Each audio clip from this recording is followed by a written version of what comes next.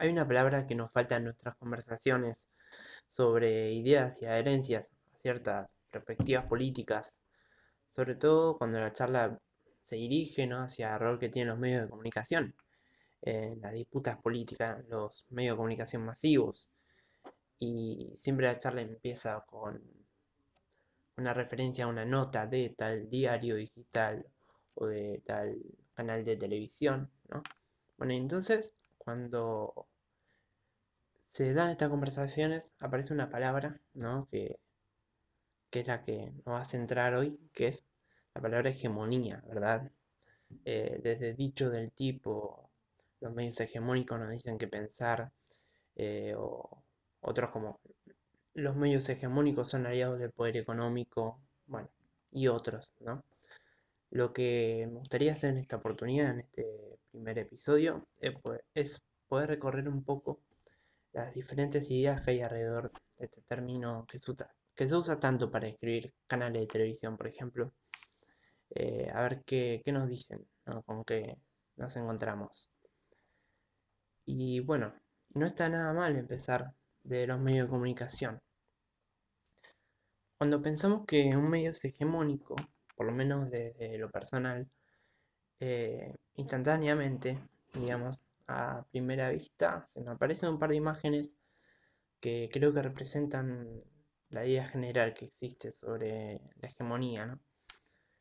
Primero, el concepto de algo que lo ocupa todo, ¿verdad? Algo grande, algo que se despliega por todo el espacio, que lo abarca en absoluto. En segundo, la imagen de la fuerza. Creo que es muy gráfica, ¿no? Es muy potente para darnos a entender lo que es la hegemonía. eh, de que quien posee la hegemonía posee la fuerza. Y bueno, yendo a la primera definición, entre comillas, del término vulgar, me gustaría centrarme justamente en lo que es el término absoluto, porque creo que ahí se juega su efectividad el gran medio de comunicación, la gran empresa, la gran religión. Y paso a explicar por qué. A la hora de pensar sobre la cuestión de la hegemonía, no puedo sino acordarme de Michael Apple, ¿no? Es un escritor que tiene un texto que tuve la oportunidad de leer cuando estaba cursando una materia en profesorado. Esta materia es perspectiva sociopolítica, ¿no? Yo soy estudiante de profesorado de filosofía. Bueno, el texto en cuestión es el primer capítulo de una obra, ¿no?, de una producción llamada Ideología y Currículo. Eh, bueno, es el nombre de su primer capítulo es sobre el análisis de la hegemonía. Ese es su título y habla de que lo hegemónico pretende identificarse en el sentido común con lo neutral. Pasa que nuestra idea de lo neutral viene acompañada del pensamiento de que cuando adoptamos la neutralidad nos liberamos de la ideología, ¿no?, de la creencia personal que nos ceja el pensamiento y nos impide obtener un conocimiento real de las cosas, ¿no?, algo cierto, algo sólido, que nos impide conocer la verdad, sea qué es, qué es lo común a todas las cosas, qué es una cosa por sí misma, ¿no? Eh, entonces, lo que ocurre es que la hegemonía te ofrece, ¿no?, te presenta una neutralidad y lo que te permite, ¿no?, es la chance de ver por vos mismo lo que ocurre en el mundo, ¿no?, con tus propios ojos y tener un juicio independiente, una mirada objetiva y una mirada crítica sobre lo que pasa. Eh, la idea sobre buscar los hechos objetivos es que podemos ver la verdad sin ningún condicionamiento y lo real se nos muestra, ¿no?, se nos presenta de forma clara, se nos hace espontáneo a las primeras miradas tal vez. Así que lo que pasa es que lo hegemónico es el juego de lo evidente, se presenta como lo obvio, pero cubre, ¿no?, tapa su componente de discurso con se refiere a conocimiento de algo que nos muestra. Y el discurso no es, a ver, el discurso no es una cosa no es una cosa en sí misma, ¿no? Es lo que se nos dice sobre las cosas. Y es opinión y es perspectiva. Y entonces, ¿qué pasa? Cuando vos pretendés, ¿no?, ser una persona objetiva, decís, no, los puntos de vista no me gustan, los extremos no me gustan, ¿no? Entonces, yo prefiero buscar que me dé lo concreto, lo real, y yo me apoyo en eso, ¿no? Y por eso la hegemonía no te puede contar desde dónde habla, no se puede dar ese lujo, ¿no? Porque si te dice de dónde habla, se la puede criticar. Se demuestra que no es un absoluto ni un fundamento de nada y la hegemonía se cae, ¿no? Sino que eh, es un discurso que está fundamentado sobre otros elementos y más que totalidad, que una idea absoluta sobre la realidad, es un componente de un sistema mucho más amplio, más grande sobre el cual se sostiene un discurso. Entonces de acá, ¿no?, nos podríamos hacer algunas preguntas, a ver, del sentido de qué es y en qué se sostiene lo hegemónico y por qué lo hegemónico oculta su lugar, ¿no? Esto me lleva a algo en lo que estuve muy metido estos últimos días, a partir del momento de poner a escribir. Ando siguiendo a un generador de contenido de YouTube, la plataforma en la que en principio va a estar subido esto, que se llama Damián Cook. Y que nada, tiene una serie de videos que se llama Historias Innecesarias. Resulta que uno de los videos del canal, en uno de los videos cuenta la historia sobre la depilación femenina, ¿no? Dice que Gillette, el CEO de Gillette, en su tiempo lanzó la máquina de afeitar para mujeres para aumentar la demanda de sus productos y entonces hacía crecer su mercado.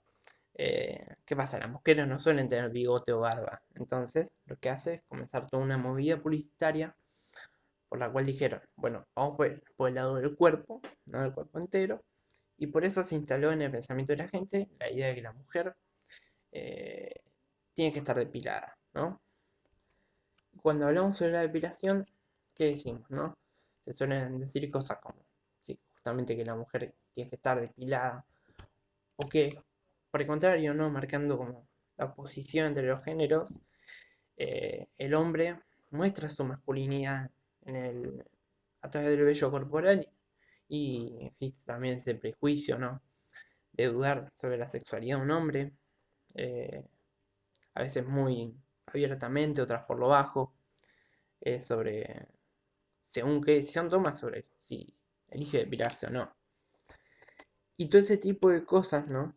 Desde ese punto de vista más instalado, las conversaciones que tenemos desde el punto de vista estético sobre la discusión de la identidad, de que el hombre se tiene que ver así y la mujer de tal otra forma, es opuesta o rotundamente diferente, en principio.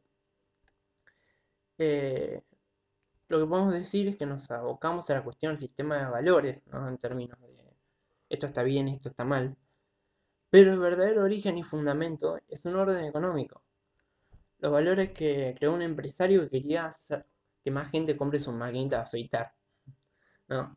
Entonces la hegemonía esconde un aspecto de la utilidad para la cual se legitiman ciertas prácticas, ciertos valores, ciertas ideas. Eh, y la hegemonía es un cierto orden en la sociedad que se ha instalado por encima de los otros, que se totalizó y se, se puso como natural y originario, ¿no? Nosotros somos así, somos asá. Y cuando hablamos de los grupos hegemónicos, ¿no?, como es en este caso los medios, son las personas, son los organismos, son las empresas que se dedican a sostener ese orden de cosas, eh, a lo largo del tiempo a un beneficio propio.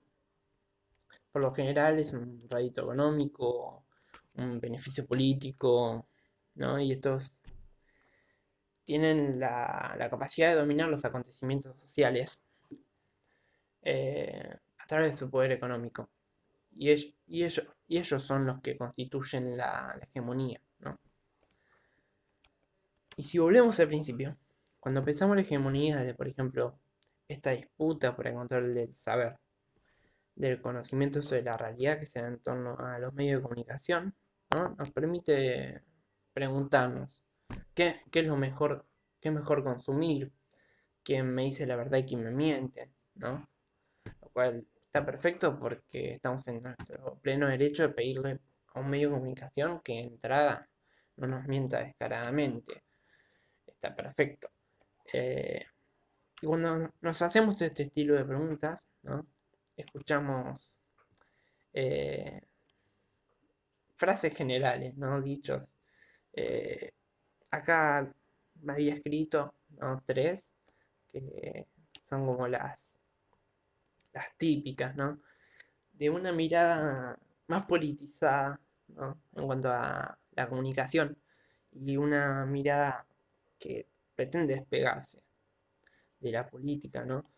Por ejemplo, eh, a ver, cuando escuchamos a alguien que dice, ¿no?, que no le gusta la política y te dice que lo que importa es verlo, que la gente reciba los hechos objetivos, ¿no? Y que la ideología la dejemos al margen, es que es preferible el periodismo independiente, que, o escuchás del lado de los medios, ¿no? Que en realidad no te dicen qué es lo que tenés que pensar, sino que te cuentan lo que pasa y nada más, ¿no?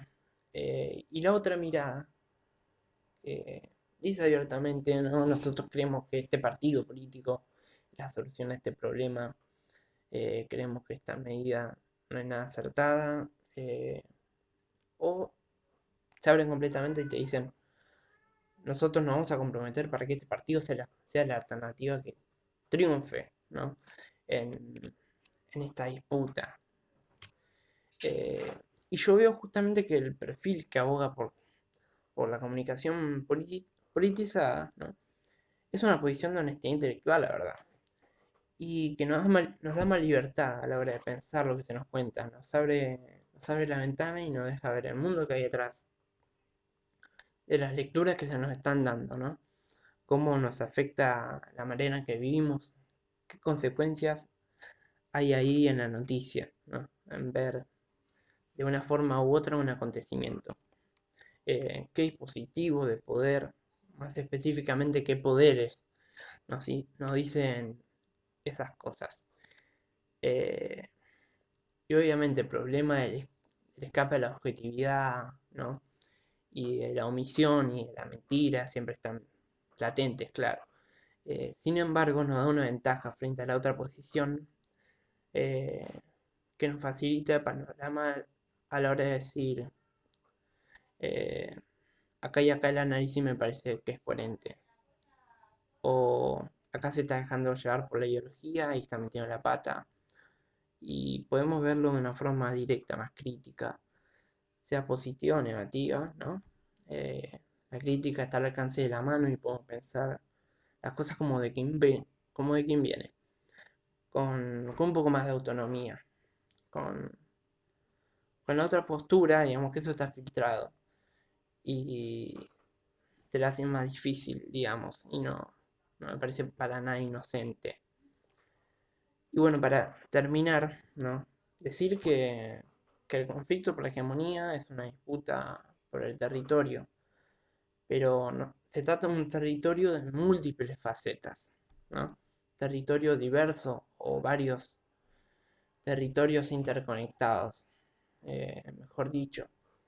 A ver, cuando una empresa que es una gran exportadora de productos, sea de nuevas tecnologías, sea de mecánica automotriz, sea una empresa que licite obras públicas, un medio de comunicación, ¿no?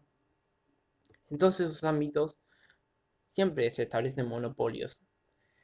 La cuestión es que cuando estos monopolios se disputan en defensa de sus privilegios y la posición monopólica que poseen desde antes, se juegan su lugar en el campo ideológico, ¿no? Y cuando vemos la narración de los hechos políticos desde la objetividad que nos dicen que tienen, no se trata más que de un alegato de defensa de su posición particular, ¿no?, de esa diferencia superlativa con el resto. Eh, Y el tema es que no solamente defienden su monopolio, ¿no? No solo el propio, sino el monopolio en su conjunto. El monopolio de los medios, el monopolio en la producción, eh, y, y sus condiciones, ¿no? Las condiciones que tienen los trabajadores. El monopolio en cuanto a la garantía o atropello de derechos de una clase social, de un grupo económico, un grupo de políticos, sobre la educación y su concepción, no sea como un servicio privado o un bien público. Eh, Además, ¿no? Eh, para hablar un poquito de otro aspecto, cómo esto se juega en el ámbito del sentido común. En el caso de la educación, por ejemplo, ¿no? Nosotros nos preguntamos, ¿no? Y nuestras preguntas están afectadas por todos estos conflictos que se dan en la sociedad. Por ejemplo, en cuál es el origen, ¿no? Y qué hacemos ante el problema de una educación de la que muchos están fuera. Em, o, por ejemplo, volviendo al del tema de la estética, ¿no? ¿Qué juicios hay sobre las personas en el marco de los estatutos de belleza? Eh, Combinando una y otra, ¿qué problemas se desatan en las escuelas en cuanto a temas como el bullying, ¿no? En donde la estética es todo un problema, y es una problemática muy fuerte, por poner un ejemplo. Bueno, y lo importante, ¿no? De todo esto es poder ir un poco más profundo y poder ir identificando, ¿no? Pues la relación entre estas variables, estos elementos, entre los distintos ámbitos, entre lo político y lo estético, entre lo político y lo educativo, entre lo económico, y cuáles son las vocaciones que se nos presentan como las únicas posibilidades para tener una vida digna, o tener una vida, de ser una persona de bien, ¿no? Una persona que haga algo valioso. Eh, ¿Qué hace que una persona tenga una vida valiosa? Que tenga un trabajo en el que gane mucho, o un trabajo en el que resigne beneficios económicos por hacer algo que puede ser una transformación social, ¿no? Eh, entonces, la cuestión es ir pensando, ¿no? Es ir yendo de un lado al otro, es ir tratando de siempre ir un poco más allá, eh, ir viendo qué quiere decir cada cosa, ¿no? Y verlo desde la perspectiva, siempre desde ver las cosas como una perspectiva. Bueno, em, por esta primera ocasión, vamos dejando acá. Bueno, espero que les haya gustado. Y bueno, saben un poco cómo funciona esto, ¿no? Las interacciones y los algoritmos y todas esas cosas. Así que em, cuento con la colaboración, la ayuda de quienes escuchan esto para que se difunda, se llegue a más personas, ¿no? Vaya circulando y vaya creciendo todo esto, y pueda seguir haciendo algunas otras cosas también, saber qué les gusta, qué no, qué quieren escuchar, ¿no? Ir poniendo un poco de lo que se me va ocurriendo a mí, un poco de lo que les gusta a ustedes, lo que les interese, para, para ver un análisis de tal o cual tema que me gusta. Entonces, bueno, espero que les haya gustado y hasta la próxima.